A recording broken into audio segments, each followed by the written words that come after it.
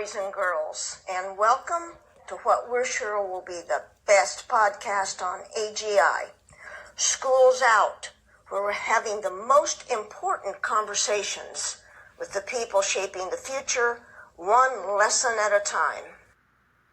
Welcome back to another episode of AGI, School's Out Saturdays. This is becoming a major passion project, and I just want to announce, as of this weekend, we're going to be launching an Instagram Reels channel and doing YouTube Shorts, and if we get a sponsor, maybe some TikTok, a TikTok channel. I'm thinking about maybe cartoonizing all the clips and sticking those on TikTok. But this is such a relevant conversation. We are talking with the people shaping the future of tomorrow, one lesson at a time. Today I am with Kathryn Dilworth, Professor of Practice at Purdue University's John Martinson Honors College, and she's working on some really exciting things. Tell us a little bit about your background and how you and I met and what you're doing for work right now, Kathryn. First, thank you so much for having me. I'm really excited to talk about this too. My background is the nonprofit sector with a heavy activity in the library sector, but I've worked in every kind of nonprofit you can imagine, big and small.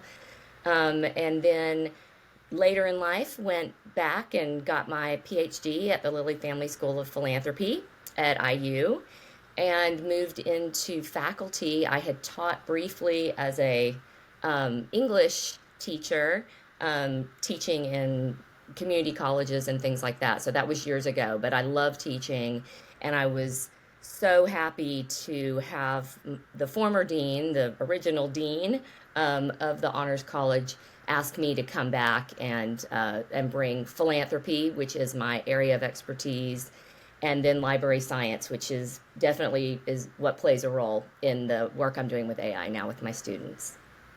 That is awesome. So let's frame the problem, because you already brought up something that is a sore spot for me. So at one point in time, I reached out to our local libraries to see if they wanted to partner with a co-working space and Phoenix Solutions Group to do some AI education for the general community, and they didn't. They dragged their feet. They didn't see the fire. And I have seen at some of the universities, even though some of those that are more IT oriented, like the STEM side of the house is embracing AI, and yet the humanities side of the house is still threatening to kick kids out if they use ChatGPT to assist them. So, where do you see us on the spectrum right now of importance of education in AI and adoption of those principles? Well, I think we all feel some level of tension along the scale about this whole proliferation of AI, and I certainly feel that as well. But more than that, I felt it my responsibility, frankly, to prepare our students for the workplace with AI, what's happening and what's inevitable. And I think just the fact that I see it and did see it early on as inevitable is really something that people are still struggling with. And I think there's still some hope, kind of to your comment that maybe this isn't really happening. But, we were there for the internet, and we all thought that wasn't really going to happen. And so we know with something like this, particularly with the investments that have been made in AI, it's definitely here to stay. Yeah, those investments are just getting outrageous now. And, that will be interesting to watch that unfold, because I don't think we've ever seen anything progress this rapidly. And you can say the $100 million that NVIDIA just invested in OpenAI, that it's just a circular loop thing, because then OpenAI is going to buy back NVIDIA chips. But I just think that there are some things happening. I wouldn't want to be a stock speculator right now, right? I would not want to be in the stock market, because, who knows is it a bubble? Isn't it a bubble? I'm not sure. But that economic stuff, as far as stock market is concerned, is not really where I am concerned. Where I'm concerned, and let's start this conversation with what I think is the best way of articulating the difference between American approaches to technology in general and Asian approaches to technology. So back in May and June of this year, China held a half marathon with over 20 robots, everything from like an R5-D4 little box walking to like bipeds that look like some Elon Musk stuff, right? And at the same time, Americans were trending leveraging AI to create videos of Bigfoot drinking beer. Right? So, and I think that like we're such a consumer society. Like, how are you starting to talk to the kids that you educate about leveraging this technology, for something other than just entertainment and creating Italian brain rot reels on TikTok? Oh my gosh. I mean, you're talking about what I'm kind of really dealing with every day. I as I don't know if we're going to talk about this, but I am teaching, classes with AI and have trained over 400 students at Purdue, even beyond the Honors College, in the model that we created, which we'll talk about in a little bit. But as to your question, the way that I have started to talk about this really from the beginning is there's high stakes use of AI and there's low stakes use of AI. And if you want to go find a lemon poppy seed muffin recipe off AI, if it ends up not being a good recipe and it forgets to tell you to put the baking soda in and it fails, that's not a big deal. But if you go and do your homework or your take home exam with AI, that's high stakes, and that's where you really really have to know what you're doing. And so I set out to come up with a solution where if they followed this model, that their productivity would certainly be increased, but they would end with their original work. And, we love the part about the productivity. We have all these high hopes of what that's going to mean for us, economically and professionally. But the flags are there, even as AI gets better and better. It may not hallucinate as much, but there are certainly easy ways to, kind of determine that this is AI generated content. Well, yeah, and I also think, and let's get into your quiz model and the large language model that you've trained. But I also think that I've written some stuff about this recently. Like, you're looking at two different use cases, and these companies are under a lot of pressure to start generating some revenue. And the low hanging fruit is to train these models on that sycophantic rewards function that gives you dopamine hits and keeps you on the platform. But for business use, that is not useful whatsoever, because you don't want to be a CEO trying to brainstorm with your team with AI and it's telling you that every idea is a great idea because it wants to make you feel better about what you're doing. And that is, I think the whole idea of being able to create evals for models and for AI as a software is like a low-hanging fruit for kids who want like a future-proof job. Like, if you can learn how to evaluate a model and match it with the business use cases of OKRs or KPIs, business outcomes,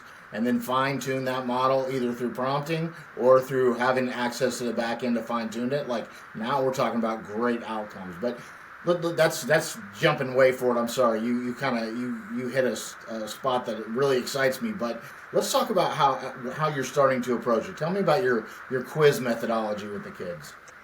So the quiz model absolutely came from my librarian brain. And I'm not an official librarian, but that was my minor and my PhD. And most of my research is in libraries.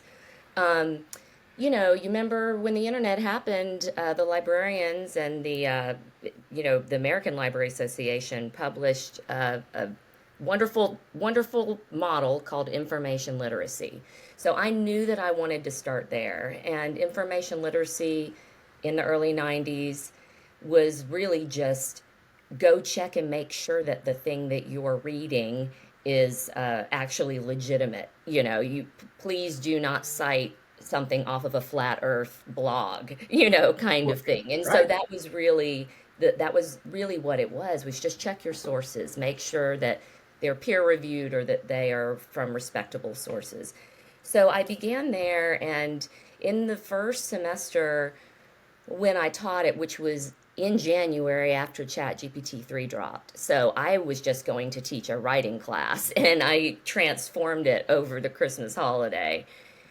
So we kind of bumbled our way through at first, but it was very hands-on. I mean, in the Honors College, one of the wonderful things about the Honors College is one, the students are very ambitious and they want to do well. They don't want to mess up.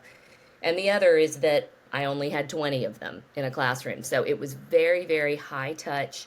Moving around the room, I felt like a third grade teacher, kneeling down beside the students and helping them think through prompts. And what I started to see these patterns around how the AI was responding to them. So the first part of the quiz model is query. And as they say in library world, the query is everything. And so that's always how we begin. But we begin with a force prompt. So my class goes over 2 days. We are working on products that are designed for nonprofits, which is a field that does not exist at Purdue, and none of the students are in, that's not their discipline. So it is a safe place. It is a safe space to work and to write. They're not going to lose any learning outcomes. You know what I mean? So they all choose a local nonprofit, and we do a lot of products that nonprofits do, whether it's solicitation letters, donor reports, we're searching for donors, all of these types of things. But so as we're kind of going through this and we're trying to figure out how to control it, that's kind of the point, is how do we stop it from generating? So the rest of the model fell out like this. So you start with pre-writing. We come in on the first day of the week. I do a short lecture on this particular product, what it means in nonprofits, give it some context. And then they start writing on their own, outside, no AI. Just, what do you want to do here? What are your plans?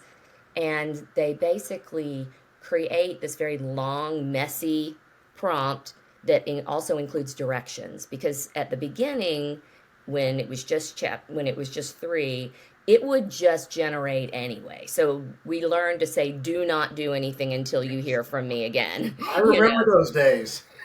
Yeah. So the next, and I'll tell you this quiz does not go in order. You use whichever parts you need, but you always start with the query. So the U stands for understanding, and that actually requires the students to read everything that tool generated, because that's something we don't do.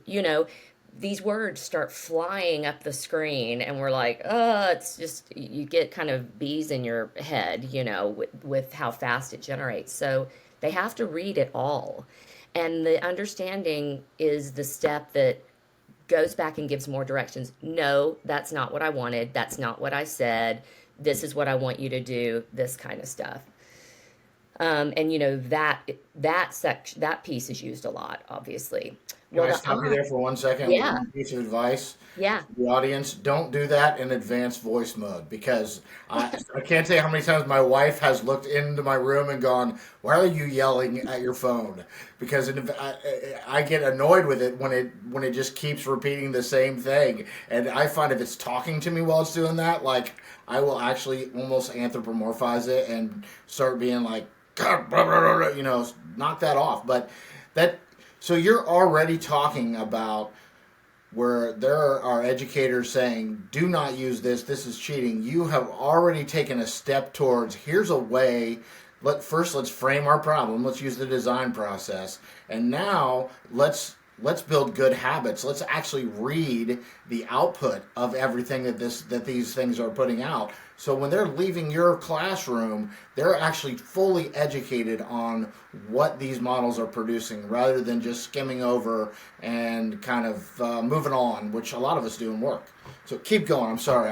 Bravo so far. So, hey, listen, I mean, I probably can't say on the podcast what I asked my dean if I could rename my course, but it basically, my job with my students is to take control. You're in control. You're the one who has the stake here.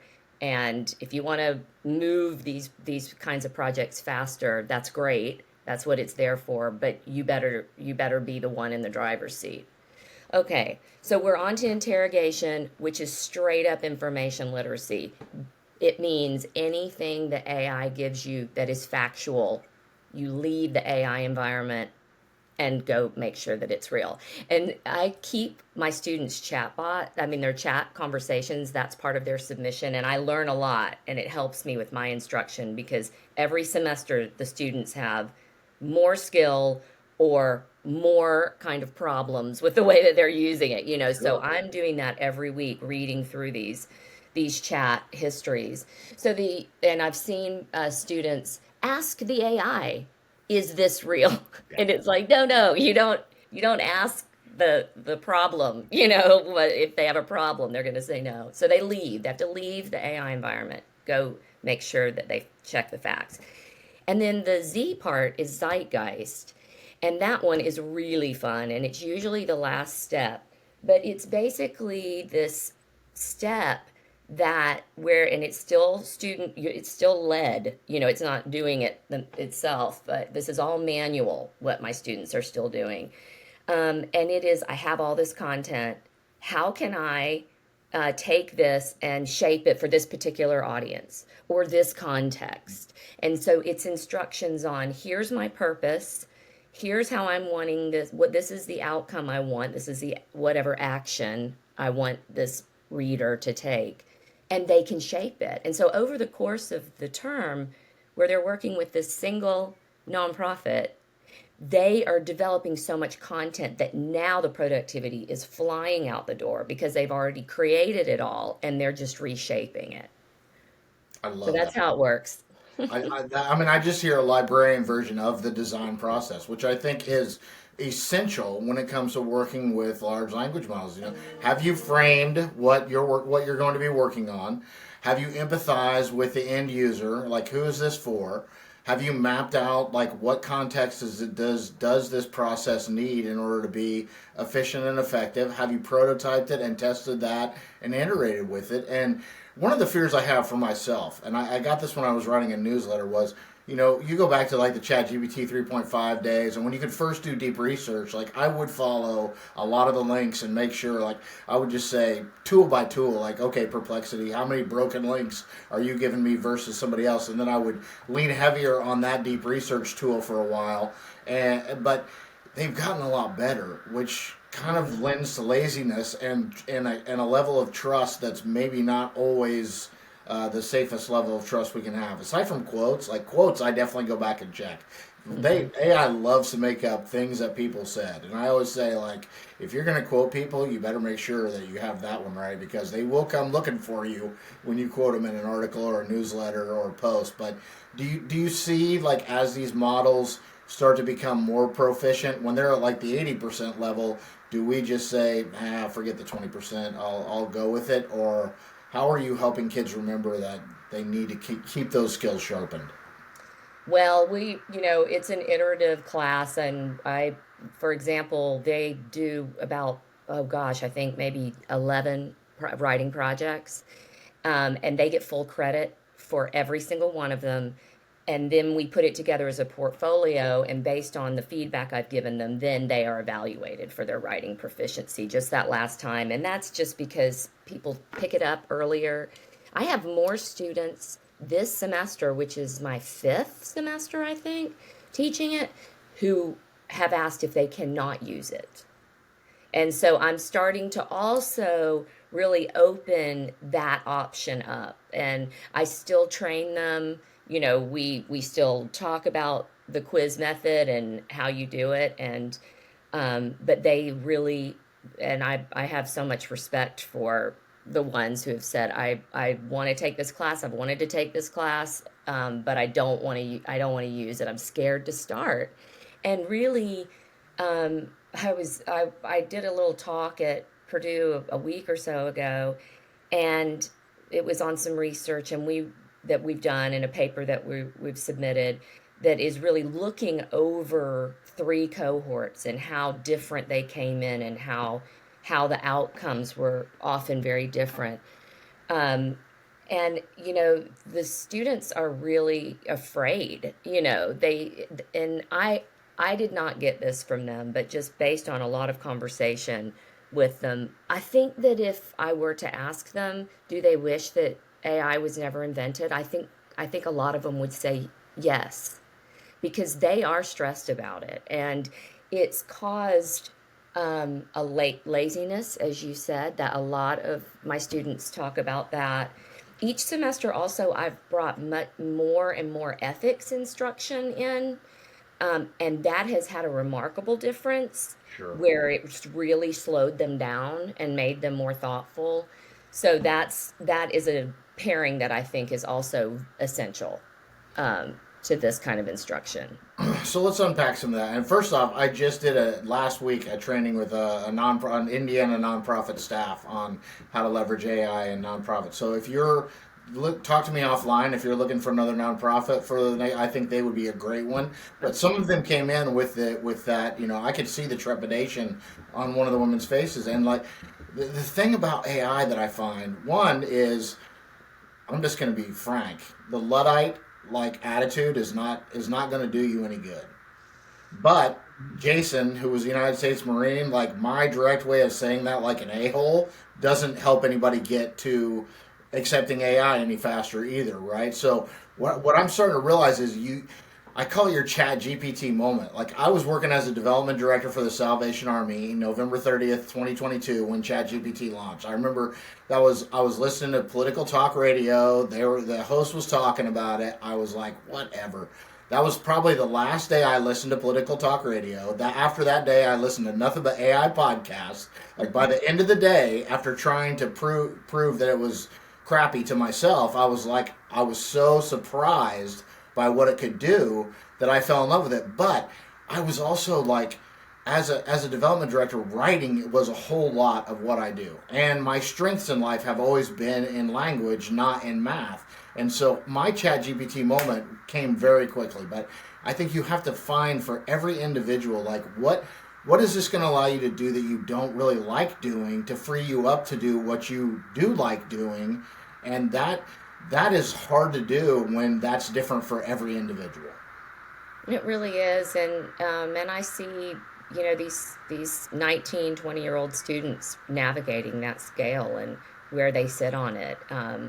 And it crosses the entire scale. I mean, we because it's a very open classroom and not very many of us, there's a lot of conversation going on, and they are all very, very happy to have a model where they feel like they can rely on it. That's taken a lot of pressure off, but I'm still, it's just become pervasive. It's not just about writing anymore. I mean, one of my greatest fears right now that's really disturbing me is how our students are using it for help, for well-being, for mental health. And, this is just, it's right there at the end of your claw hands, and it's not to say that they're leveraging poor information. I mean, I've done some of that myself, and you look it up and yeah, it's there, but it's the context and not having that human there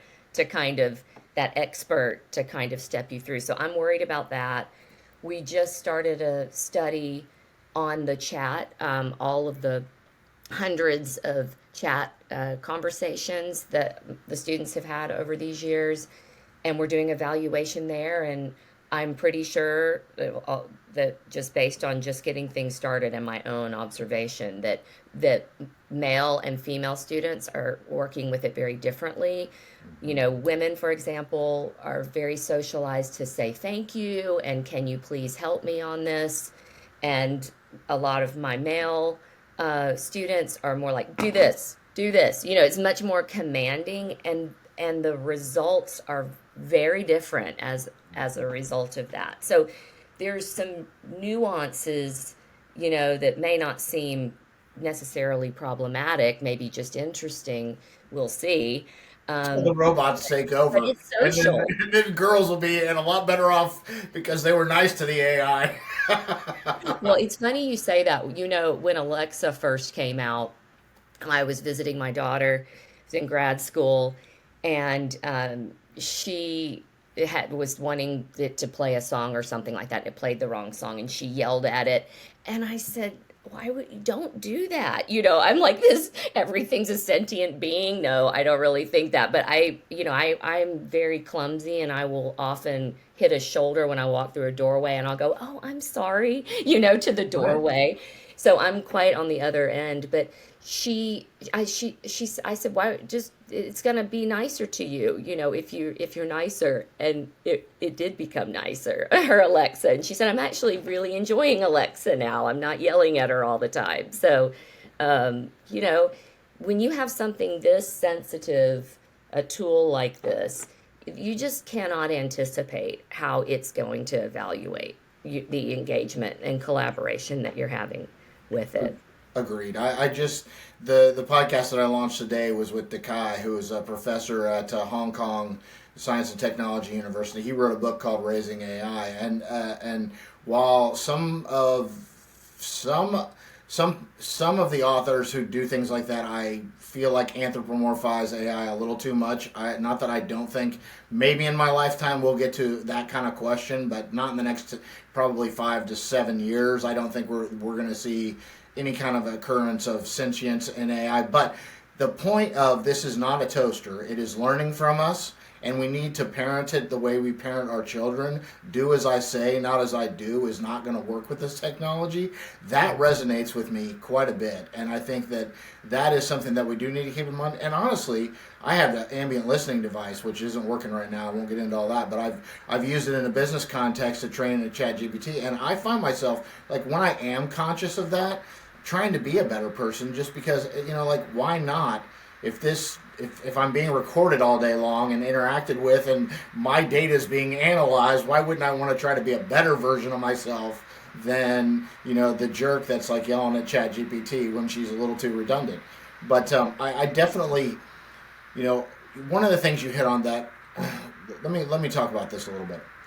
So here's where I see the divide struggle, right? I just did a Purdue alumni, and I'm not Purdue alumni, but I've done a lot of work with Purdue, and I have 2 kids that are alumni, so they wanted me to talk to passing by students about my work in healthcare and AI and anything the kids wanted to talk about. And I get really excited when it comes to AI, and what I see is the STEM kids do too, but a lot of them have the typical personality that you would expect from STEM, which is a little more reserved, a little, they're very articulate, but they're very soft-spoken. So I'm like, and I had one of them directly ask me, like, what can I do? What can I do to be successful? And I said, listen, you will have all the knowledge you will need to be successful. Speak up, look people in the eye, learn how to have human conversations, like you're very confident, even be the duck, calm on the surface and paddling like hell underneath the water. Like, all of us, even people like me who are very boisterous, have self-doubt going on inside of us. A lot of the time, we just don't let the rest of the world see that. Learn how to put that on and mix that with your EQ, and you're going to be a winner. And the flip side, though, is the kids that have creativity and are more in the humanities and philosophy and psychology and want to get out and talk to people, like, they've got to embrace this technology, because those just human skills without some AI literacy are not going to get them real far 2 or 3 years from now. Well, and to your point, the humanities people, and this is, my own background before getting into philanthropy, but that's really where the best questions are asked. Agreed. And because it's about, writing, because it's about thinking, because it's about creating research questions and all of these things that have to do with language.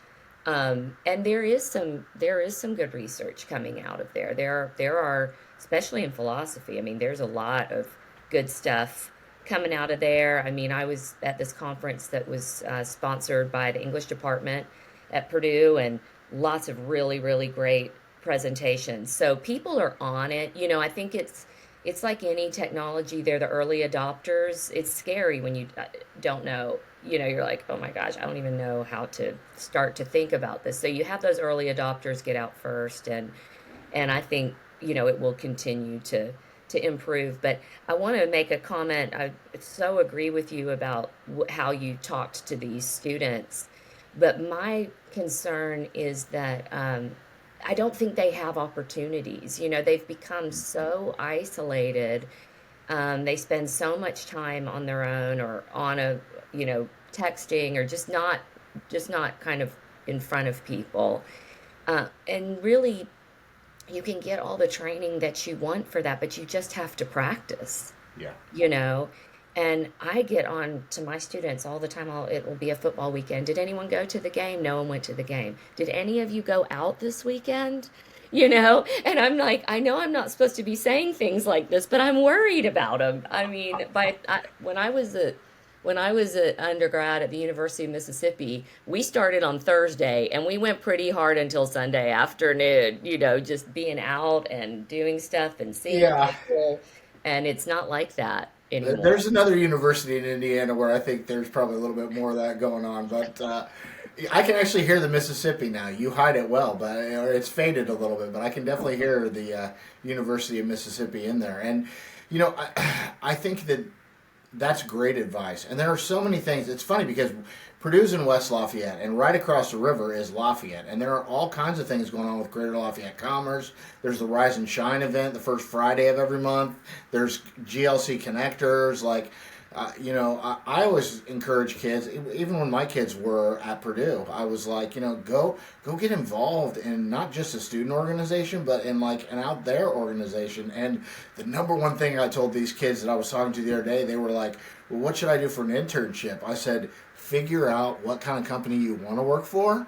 Then go and tell them what you know about AI, and you will be a gold nugget for them. You won't have any problem landing internships if you lean into your AI literacy, because a lot of these companies are trying to figure out how to navigate that, and they don't even know who to hire. I mean, do they hire a McKinsey level consulting agency that costs tons of money, or do they try the local Joe who hung up a shingle and may or may not know what they're talking about? So these students are of such value right now, and I think it's such an exciting time. I really do. And I want to get into like Magic School and Alpha School and all the stuff that's going on, but I'm afraid we're going to miss out on your large language model that you've developed. So let's dive into that before we get into anything else. Okay, great.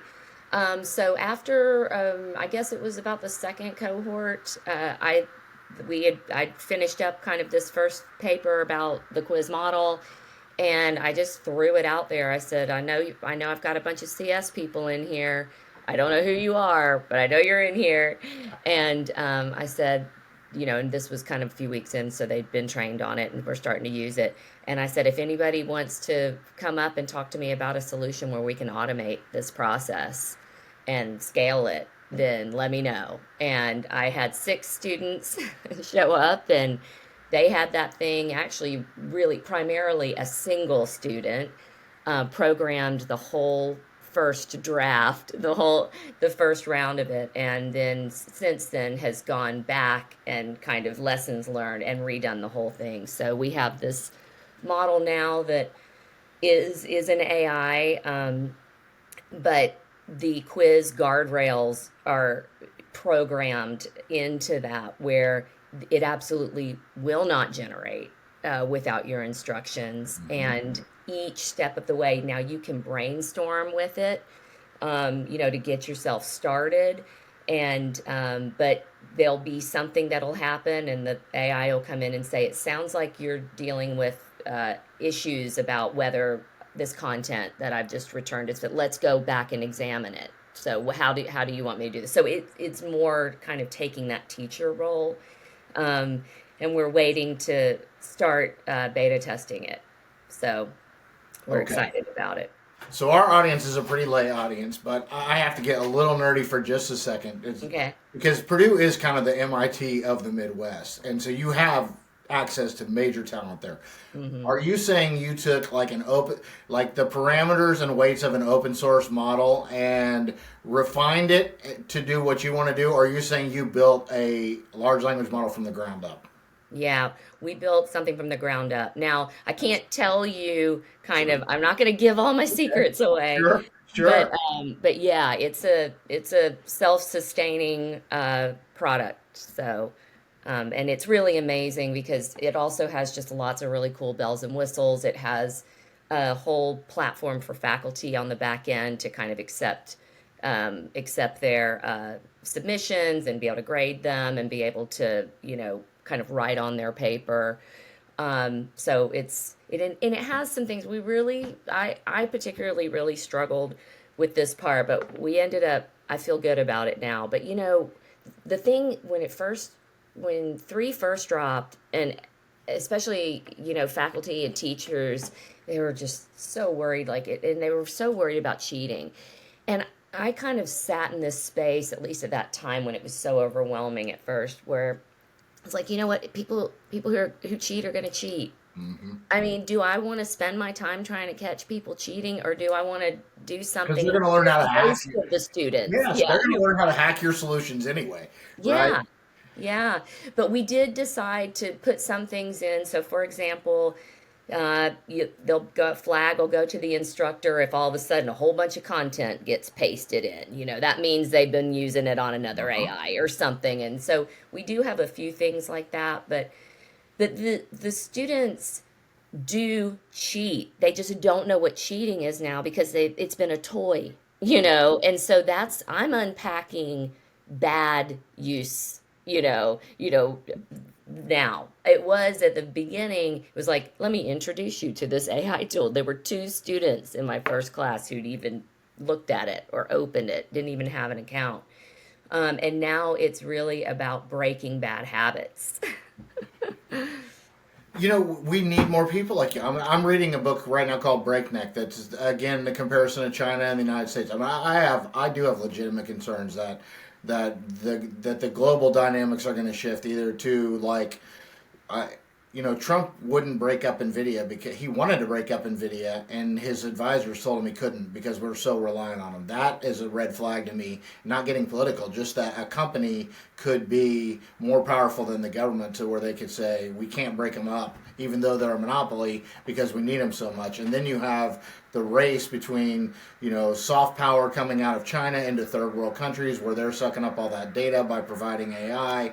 And so I do keep a pretty close eye on what's going on between the United States technology advancements and China's. And this gentleman wrote a book, I believe it's called Breakneck, and he's Hong Kong born, but raised in Philadelphia and Canada. So he's got the full spectrum view, right? And he will tell you that China right now, that their attitude towards any kind of technology or advancement is like ours was back in the builder days, back when we were building the railroads and factories and this and that. And yes, we were a bit reckless and we did some harms, but in the 1960s we started paying so much attention to that we became very legislative and very, very regulatory. And 2/3 of Congress has law degrees, and most of the presidents that have sat in the Oval Office have law degrees. And lawyers love to tie shit up in litigation. Excuse my language, right? But so that's what I see as the difference between people who are trying to say why we shouldn't be using this stuff, and people like yourself who are saying, let's figure out how to use it in a constructive manner to build something new. And that you're getting a double win off that. Your students are learning things that are going to carry forward into their careers. But now look, you've uncovered computer science students in your philanthropy class who helped you build a large language model. How cool is that? I know. Super cool. Super It cool. is. And it also just gets, this is, I'm going to probably get way out of my realm, but these students want those kinds of challenges. They want to be exposed to these kinds of things. Over and over I hear, now remember, I'm English, 2 English degrees. I absolutely think that is so important as well. But that's part of building your awareness and your view, your perspective of the world when you live these lives, in novels and things like that with people.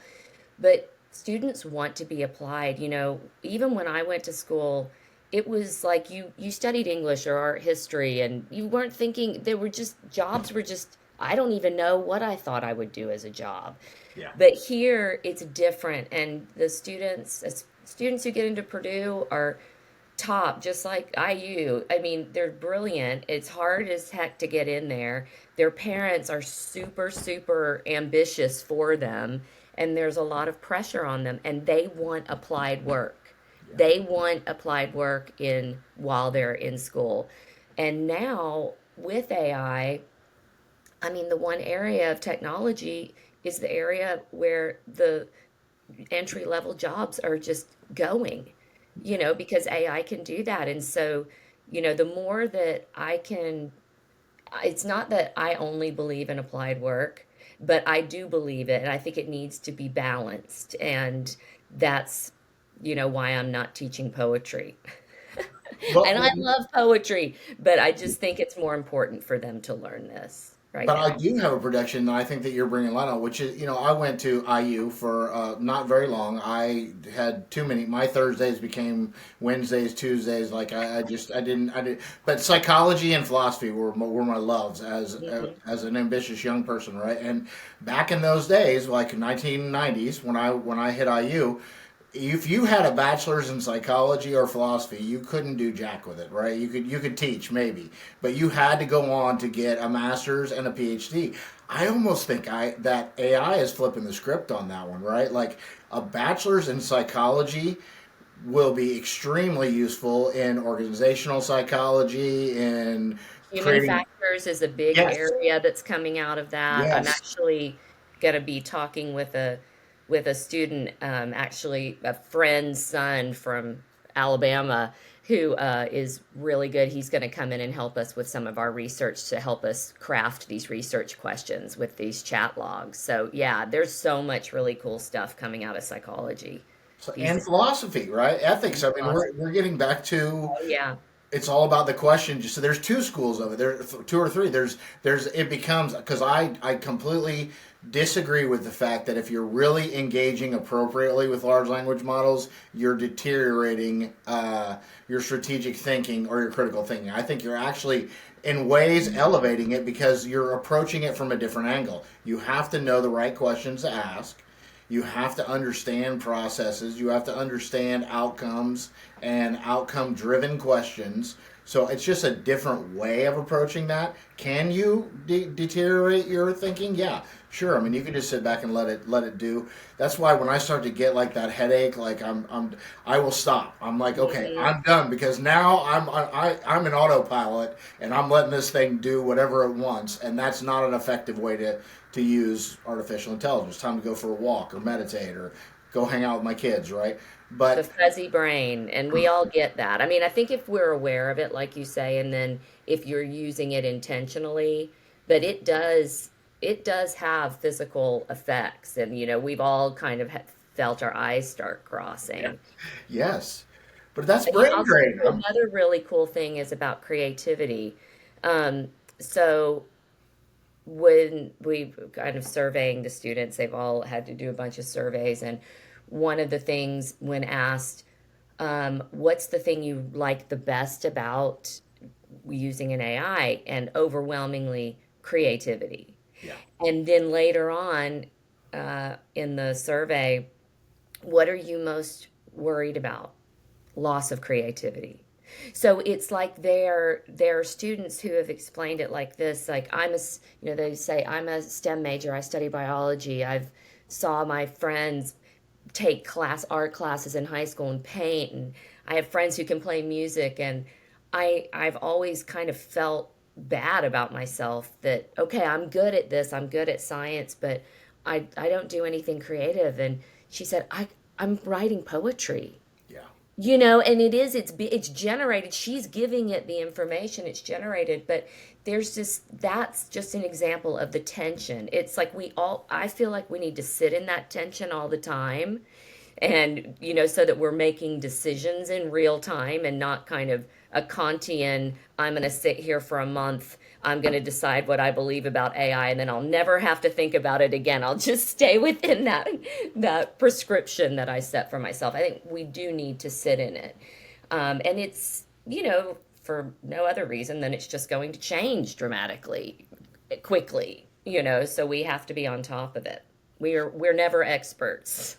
No, but domain knowledge is very helpful, right? For instance, like I can kind of see where things are going with writing. Like kids need to be editors now more than they need to be creators, right? They need to have the taste. They have the option to be a creator, as does every editor. You take a newspaper editor, most of their job is reviewing work that the staff has done and approving, disapproving, editing, etc. Right? But when that editor feels really strongly, or that paper feels really strongly about something, you get a letter from the editor, right? So that's how I look at AI when it comes to creating content. Is I always have the choice, but I also have this tool that can amplify that and build things a lot better. And I have to have the taste to decide, which tool is outputting what, or what prompt is creating something good.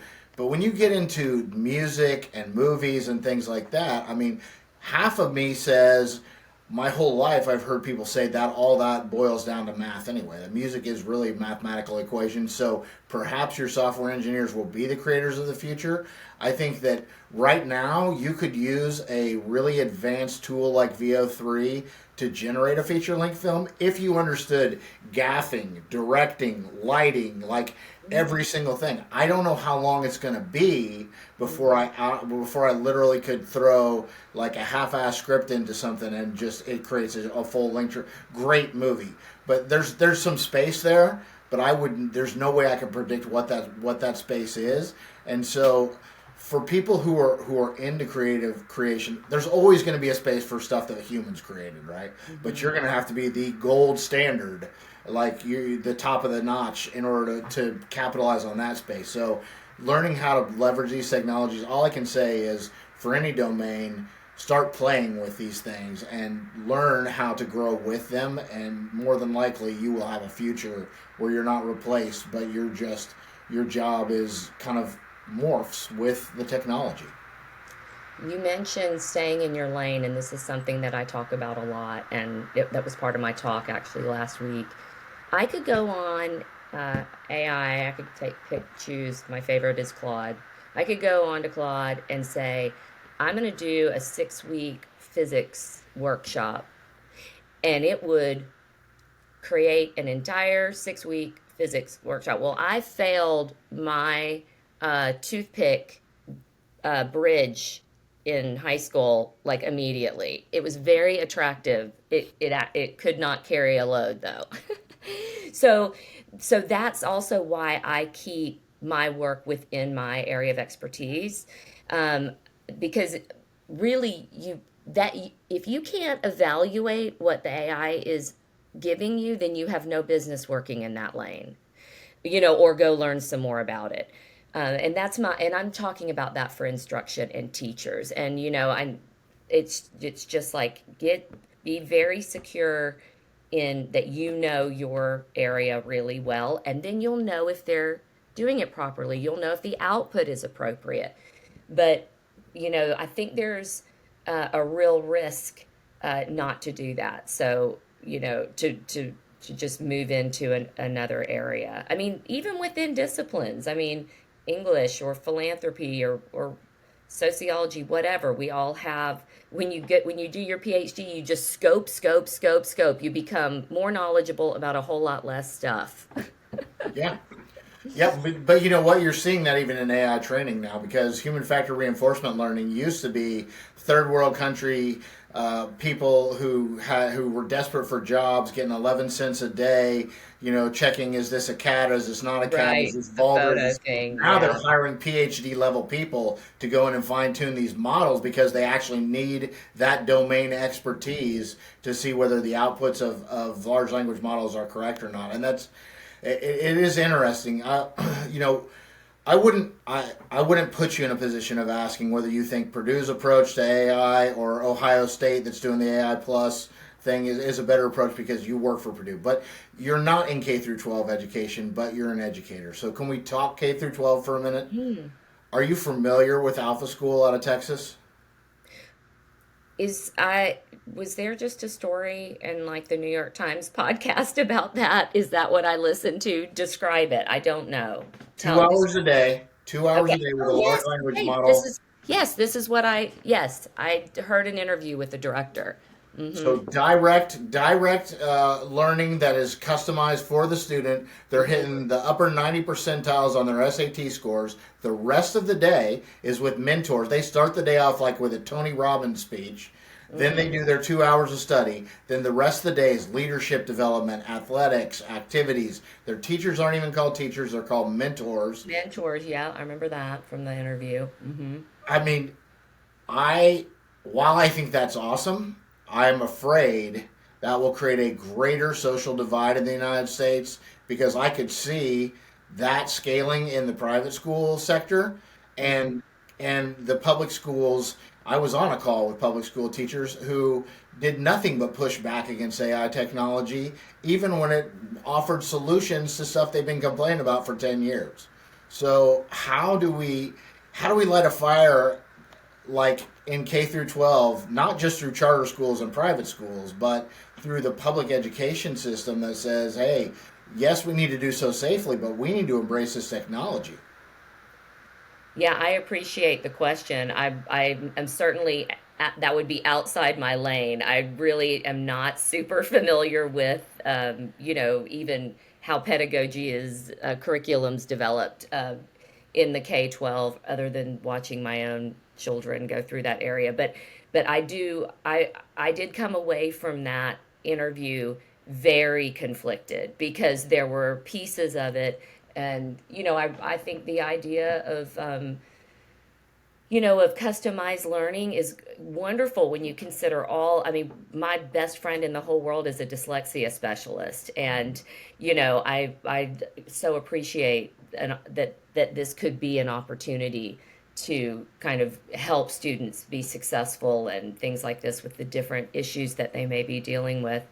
But I wouldn't even begin to know any of the theory or, science behind it. But it is, I can see it happening. For one thing, it's not as expensive a way to do education, and that kind of thing drives change. That scenario can definitely drive change. So we're in a great big science experiment right now, is what I say.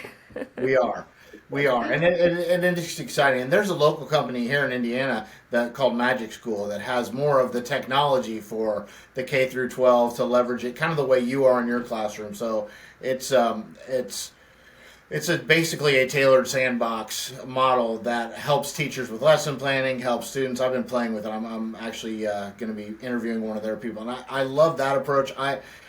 I almost feel like that there needs to be a stepping stone. I'm all for Alpha School. If I could send my kids to Alpha School, I would say, I'm setting you up for success, you should go there. But I'm also a realist, and I'm not sure that is scalable outside of charter and private schools. And I would also say, I'm betting that, and I hope to get them on here, and they can debate me on this, I'm betting that the majority of the kids that are going to their schools already would have done damn well on the SATs, because of the families they're coming from and the educational background they have and the upbringing that they have. So it would be very interesting to see if you took a metropolitan cross demographic of kids and put them through this exact same program, how well they fared compared to probably a bunch of like Silicon Valley type parents who are sending their kids to a specialty school. It's all very interesting. It is. And, and I think that just my sense of caution about it is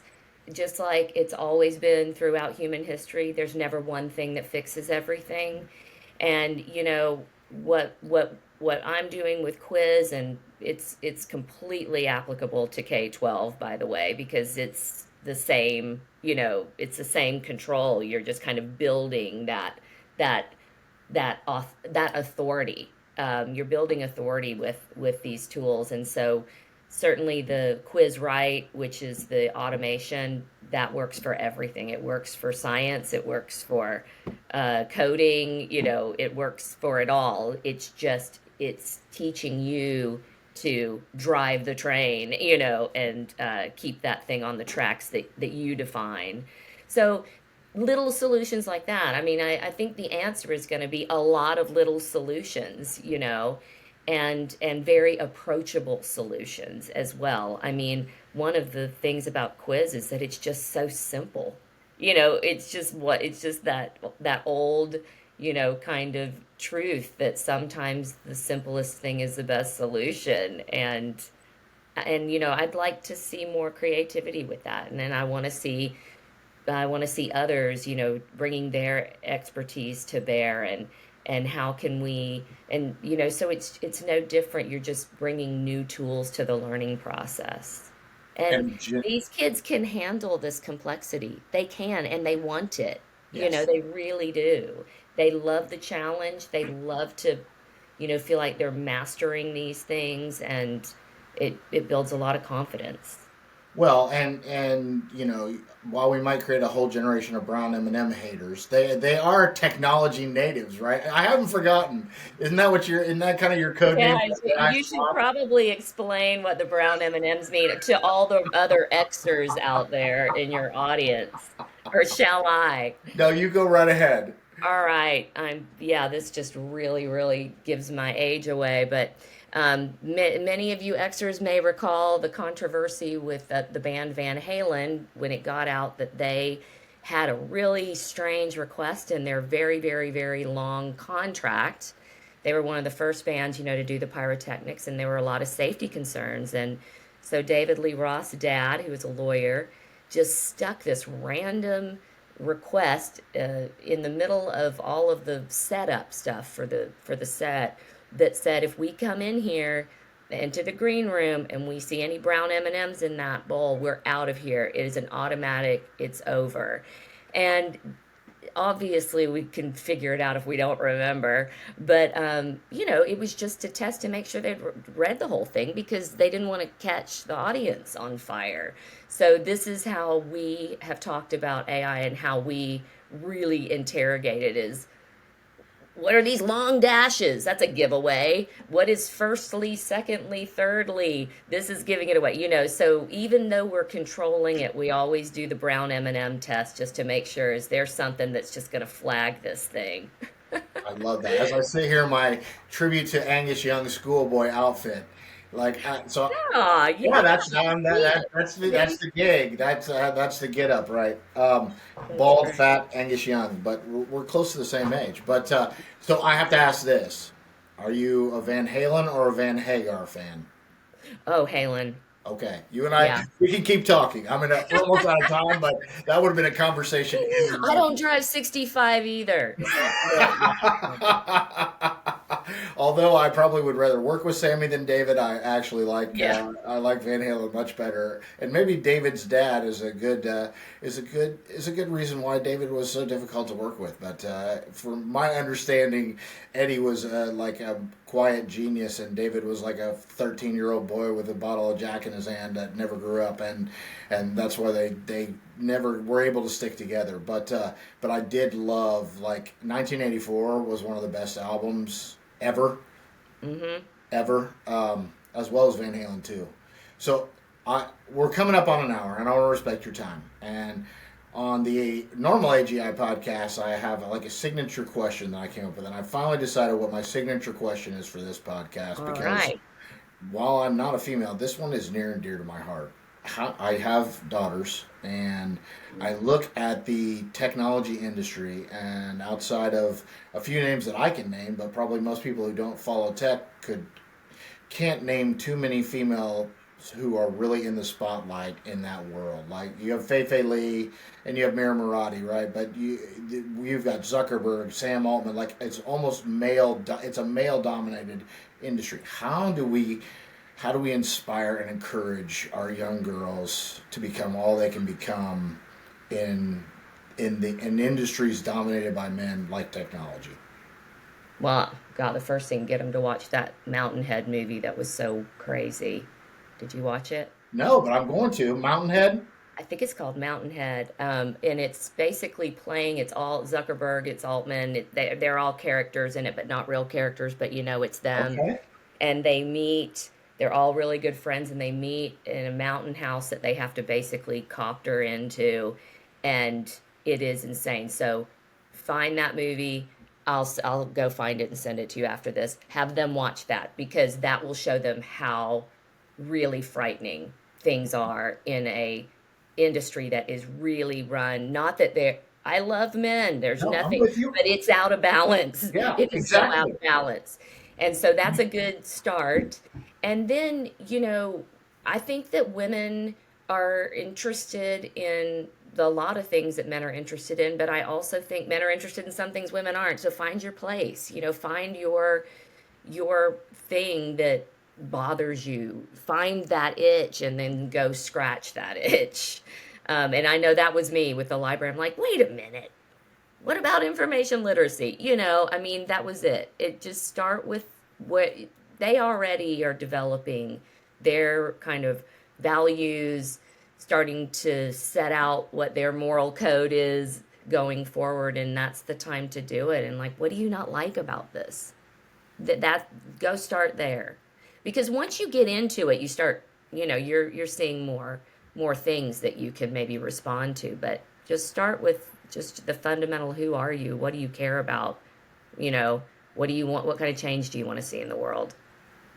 I love that. What a great message from someone who is leading by example. Fiji Simo, she's the director of product at OpenAI. I got to give her a shout out because I didn't mention her and I don't want to leave her out. But yeah, I would love to see more Mir Muratis and more Fiji Simos, and at least a 60-40 balance 10 years from now instead of 98-2 balance. And so people like you, I hope, continue to inspire the young ladies who will mold our future. And the young people. Here for it. Thank you. Do you have any closing thoughts? Anything you want to throw out there, or are we? Not at all. Just so excited that you're doing this and you're bringing people together, and hope there's an opportunity soon that we can all kind of get together and start to plan our world domination takeover. I love it. Oh, okay. So I guess I'll finish with one last question since you so quickly answered the David Lee Roth, Sammy Hagar. Oh, dear. Are you more of a Bon Scott or a Brian Johnson AC/DC person? Whoever the original one is. That's Bon I don't Scott. even know that other guy. Dirty deeds done dirt cheap. Oh, yeah. You do. I'll have to tell you one more quick story is that I Sure. just sing my children to sleep every night, and it was kind of during the whole Lilith Fair time when I was having my kids. So it was a lot of Sarah McLachlan and maybe some British nursery songs or something. And one day my son, he was up on his bunk bed and he was like 3, and I started to sing to him. And he said, "Can you sing me a guy song?" And so I sang Back in Black. That was the first thing That's that came Brian up. Johnson. Yeah. That's Brian Johnson. But I love it. Yes, my daughter, when she was little, when it would thunder, she used to go na na na na na na na na. Yeah, until my older daughter corrupted her and she went to TikTok and Taylor Swift and all that. But Hey, don't throw any shade on Taylor. She's talk about world domination. yeah, She's our girl. She had a rocket. What a great conversation. Thanks for Yeah, joining this me was today. so much fun. Thank you so much for having me. You bet. We'll have to do it again. Yeah, sounds good. Whoa, man. Things just get real. Looks like this dude's riffing on 11 Labs. Is this guy using 11 Labs? And I wonder what model he'll work with next week? Yeah, ride that wave.